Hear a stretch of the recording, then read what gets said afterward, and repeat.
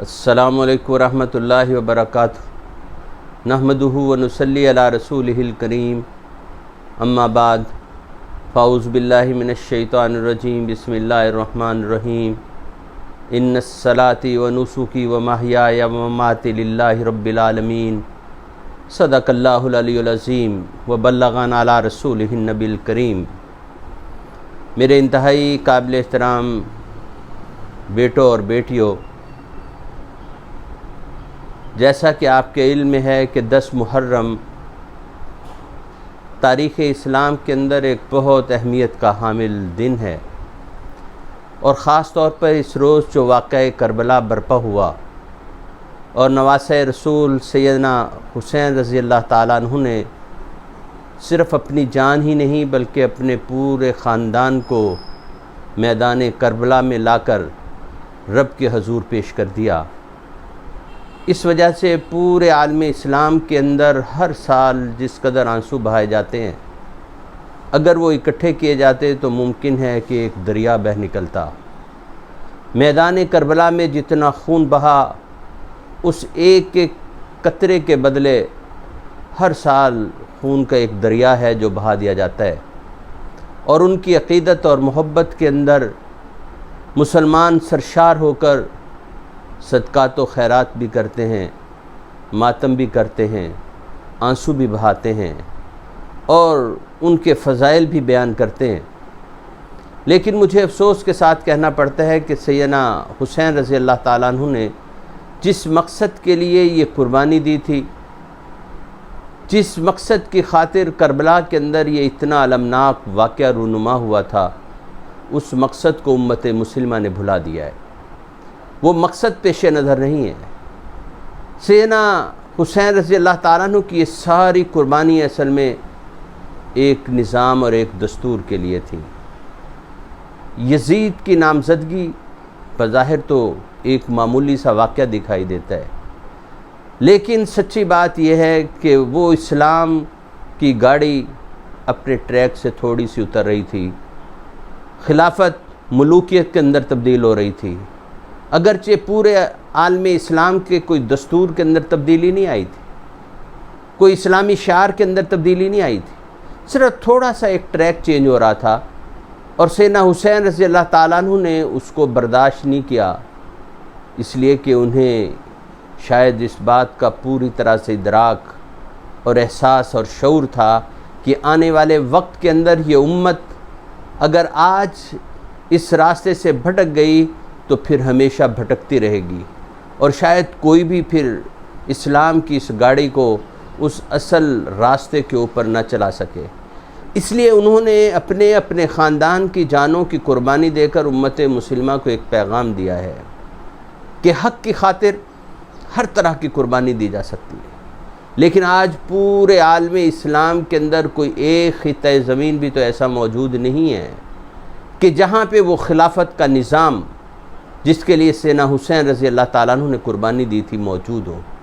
اور ان کے پیروکار ان سے محبت کا اظہار کرنے والے، ان کی خاطر اپنی سینہ کو بھی کرنے والے، ان کی خاطر اپنی بظاہر مال اور جانیں ایک طرح کی قربان کرنے والے، وہ بھی اس کا شعور اور ادراک نہیں رکھتے۔ سیدنا حسین رضی اللہ تعالیٰ عنہ کی زندگی کا ایک ایک لمحہ رب کی وفاداری کی عکاسی کرتا ہے۔ میدان کربلا کے اندر جس رات انہیں پتہ چلا کہ صبح میری گردن میرے تن سے جدا کر دی جائے گی، اس وقت بھی دشمنوں سے اگر درخواست کرتے ہیں تو اس بات کی کہ ایک رات جنگ ملتوی کر دیجئے کہ میں اپنے رب کے سامنے سربسجود ہو سکوں۔ تو سوچنے کی بات یہ ہے کہ آج کتنے امتی ہیں کہ جو سیدنا حسین رضی اللہ تعالیٰ عنہ کے اس اقدام کی پیروی کرتے ہوئے یہ محرم کی راتیں رب کے سامنے گردن جھکائے ہوئے گزرتی ہوں، رب کے سامنے ہاتھ پھیلاتے ہوئے گزرتی ہوں، رب کے سامنے گڑ گڑاتے ہوئے گزرتی ہوں، اور اس اصل مقصد کو حاصل کرنے کا وہ عزم رکھتے ہوں کہ اس سرزمین کے اوپر اللہ کے دین کو غالب کرنا ہے، یہاں پہ اللہ کی حاکمیت کو قائم کرنا ہے، یہاں پہ صرف اللہ کے حکم کے سوا کسی اور کا حکم نہیں چلتا۔ حقیقت یہ ہے کہ فرزدق کی وہ بات جب راستے میں سیدنا حسین رضی اللہ تعالیٰ عنہ سے ان کی ملاقات ہوتی ہے، وہ پوچھتے ہیں بتائیے کوفہ کے حالات کیا ہیں؟ اور انہوں نے جو وہ بات کہی وہ بات آج بھی سچ ثابت ہو رہی ہے کہ انہوں نے یہ بات کہی کہ کوفہ کے لوگوں کے دل آپ کے ساتھ ہیں لیکن تلواریں بنو امیہ کے ساتھ ہیں۔ آج بھی ہمارے دل سیدنا حسین رضی اللہ تعالیٰ عنہ کی محبت میں دھڑکتے ہیں، لیکن حقیقت یہ ہے کہ ہم اس نظام کفر کے لیے اور اس یزیدیت کے لیے تمام تر کوششیں اور جد و جہد کرتے ہیں۔ کیا یہ واقعہ کربلا ہمیں اسی بات کا پیغام دیتا ہے؟ آپ ذرا دیکھیے کہ 72 نفوس کا شہید ہو جانا کوئی عام سی بات نہیں ہے۔ کربلا کی خاک کے اندر خون کا مل کر مٹی میں مل کر مٹی ہو جانا اور ان لاشوں کے جس طرح سے بے حرمتی کی، وہاں بچ جانے والے وہ کردار سیدہ زینب رضی اللہ تعالیٰ عنہ کا کردار کوئی عام سا کردار نہیں ہے۔ زین العابدین علیہ رحمہ کا کردار کوئی عام سا کردار نہیں ہے۔ شہید ہونے والے تو شہید ہو گئے، اپنے رب کے حضور پہنچ گئے، وہ تو اپنی منزل کو پا گئے، لیکن ذرا کبھی ان پیچھے رہ جانے والوں کے دکھ کا اندازہ کیا ہے، ان کی اذیتوں کا اندازہ کیا ہے؟ امام سینا زین العابدین علیہ رحمہ کہ جس نے اپنے بھائی کو اپنی آنکھوں کے سامنے ذبح ہوتے ہوئے دیکھا ہو، جس نے اپنے باپ کا لاشا بے گردن دیکھا ہو، جس نے دیکھا ہو کہ اس کے باپ کے لاشوں کے اوپر کس طرح سے گھوڑے دوڑا دیے گئے، کس طرح سے وہاں شہید ہونے والوں کے جسموں کی جو ہے وہ بے حرمتی کی گئی، اس بچے کی کیا کیفیت ہوگی، اس نوجوان کی کیا کیفیت ہوگی، اس کے دل کے اوپر کیسی گزر رہی ہوگی؟ لیکن ان بچنے والوں میں سے کوئی ایک بھی تو نہیں ہے کہ جس نے ان قاتلوں کو کافر کہا ہو، کوئی ایک بھی تو نہیں ہے جس نے انہیں اس طرح سے برا بھلا کہا ہو، ان کے لیے کوئی گالیاں دی ہوں، ان کے کوئی ایسی بات کہی ہو کہ جس سے ان کی دل آزاری ہوئی ہو۔ لیکن آج سیدنا حسین رضی اللہ تعالیٰ عنہ سے پیار کرنے والے، ان سے محبت کرنے والوں کے ساتھ جو سلوک کرتے ہیں، ان کے بارے میں جس طرح کی زبان استعمال کرتے ہیں، ہم تو وہ سوچ بھی نہیں سکتے۔ لیکن ان کی شجاعت اور بہادری کے کیا کہنے ہیں؟ سیدہ زینب کا جو ہے وہ کردار کوئی بھلایا نہیں جا سکتا کہ یزید کے دربار کے اندر جب ایک شخص آپ کی چھوٹی بہن سیدہ فاطمہ کے بارے میں کہتے ہیں کہ یزید اس کو مجھے دے دو، تو سیدہ زینب رضی اللہ تعالیٰ عنہ وہاں جس بے باکی کا مظاہرہ کرتی ہے، فاطمہ کہتی ہے کہ میں ڈر گئی کہ میں چھوٹی تھی، لیکن میری بہن زینب کہ شیر کی طرح دھاڑی اور کہنے لگی یہ کبھی ایسا نہیں کر سکتے کہ یہ تجھے لے سکے، نہ یہ یزید ایسا کر سکتا ہے۔ اور یزید غصے میں آ کر کہتا ہے کہ ہاں میں کیوں نہیں ایسا کر سکتا؟ تو اس کے جواب میں سیدہ زینب فرماتی ہے ہاں ایک ہی صورت ہو سکتی ہے کہ تو ہمارے نانا کے دین سے باہر نکل جائے، تو اس دین کو چھوڑ جائے، کسی دوسری ملت کو اختیار کر لے۔ اور اس پر یزید خاموش ہو جاتا ہے، اور جب وہ بدبخت پھر اس بات کا تقاضا کرتا ہے تو وہ اس کو ڈانٹ پلاتا ہے اور کہتا ہے خاموش ہو جاؤ بدبخت، اور یہ تو بات نہ کر۔ تو کہنے کا مقصود یہ ہے کہ ان کی وہ شجاعت اور بہادری کبھی ہمیں یاد آئی ہے، کبھی ہمیں خیال آیا ہے کہ ہمیں بھی جو ملت کفر کے لمبردار ہیں، جو یزیدیت کے لمبردار ہیں، ہمیں حق کا پیغام ان کے سامنے کس بے باکی کے ساتھ بیان کرنا ہے، ہمیں اللہ کے دین کے غلبے کے لیے وہ اسی طرح سے میدان عمل میں اترنا ہے جس طرح سیدنا حسین رضی اللہ تعالیٰ عنہ اترے تھے۔ لیکن ہم تو اس پیغام کو بھول گئے، ہماری زندگیوں میں کبھی ایسی سوچ پیدا ہی نہیں ہوتی، ہم نے کبھی اس کے بارے میں غور ہی نہیں کیا کہ یہ بھی ہمارے کرنے کے کام ہے۔ آپ ذرا سیدنا زین العابدین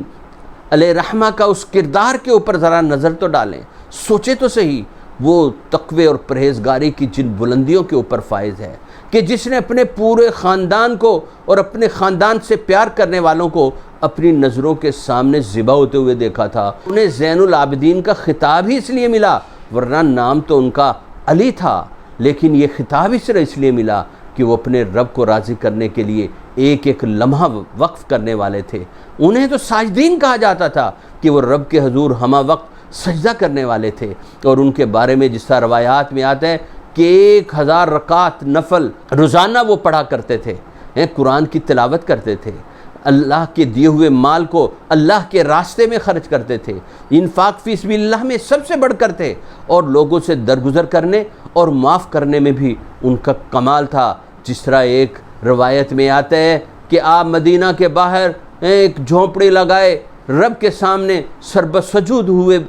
تھے اور ہمہ وقت رب کو راضی کرنے کی کوشش اور جد و جہد میں اپنی راتیں گزرتی تھی کہ ایسی ایک رات میں ایک شخص آیا اور اس نے پناہ طلب کی، اس لیے کہ سرکار کے کارندے ان کے پیچھے لگے ہوئے تھے۔ انہوں نے پناہ دی، رات کو رکھا، کھانا کھلایا، صبح ناشتہ کروایا، اس شخص کو بڑی محبت کے ساتھ رخصت کیا، اور جب وہ رخصت ہوا تھوڑا سا آگے جا کر پھر وہ واپس پلٹا اور آ کر سینا زین العابدین علیہ رحمہ سے کہنے لگا کہ حضرت لگتا ہے کہ آپ نے مجھے پہچانا نہیں، آپ خاموش ہو گئے۔ اس نے پھر دوبارہ یہی کلمات دہرائے کہ حضرت لگتا ہے کہ آپ نے مجھے پہچانا نہیں۔ تو سینا زین العابدین علیہ رحمہ کہنے لگے بھلا کیسے ممکن ہے یہ کوئی شخص اپنے بھائی کے قاتل کو بھول جائے؟ تو جب رات آیا تھا میں نے تو تیرے سائے سے تجھے پہچان لیا تھا کہ تو میرا بھائی کا قاتل ہے۔ تو وہ شخص کہنے لگا کہ حضرت پھر تم نے میرے ساتھ اتنا اچھا حسن سلوک کیا، یہ کیا؟ کہا کہ ہاں یہ ہمارا ظرف ہے کہ ہم اپنے مہمانوں کے ساتھ ایسے ہی سلوک کیا کرتے تھے۔ وہ تمہارا ظرف تھا کہ تم نے ہمیں خود بلا کر جو کچھ ہمارے ساتھ میدان کربلا میں کیا، میرے آباء و اجداد کے ساتھ کیا، وہ تمہارا ظرف تھا، یہ میرا ظرف تھا۔ اور وہ شخص کہنے لگا حضرت اس سے اچھا تھا کہ آپ مجھے قتل کر دیتے، اور ابھی بھی مجھے قتل کر دیجئے ہیں کہ میں ایسا گناہ گار ہوں، یا پھر مجھے معاف کر دیجئے۔ اور سینا زین العابدین علیہ رحمہ اس شخص کو معاف کر دیتے ہیں۔ اور ہم تو اللہ کے حبیب سے پیار کرنے والوں، سیدنا حسین رضی اللہ تعالیٰ عنہ سے پیار کرنے والوں کو بھی معاف کرنے کے لیے تیار بھی ہیں۔ ہم نے اس امت کے اندر جس طرح کا بگاڑ پیدا کیا ہے اور جس طرح کی نفرتیں کھڑی کی ہیں کہ ان پیاروں کا نام لیتے ہیں اور اس امت کے اندر تفرقے ڈالتے ہیں۔ میرے بیٹوں اور بیٹیوں، مجھے اور آپ کو سوچنا ہے کہ اس موقع پر سیدنا حسین رضی اللہ تعالیٰ عنہ کی شہادت ہمیں کیا پیغام دیتی ہے۔ وہ پیغام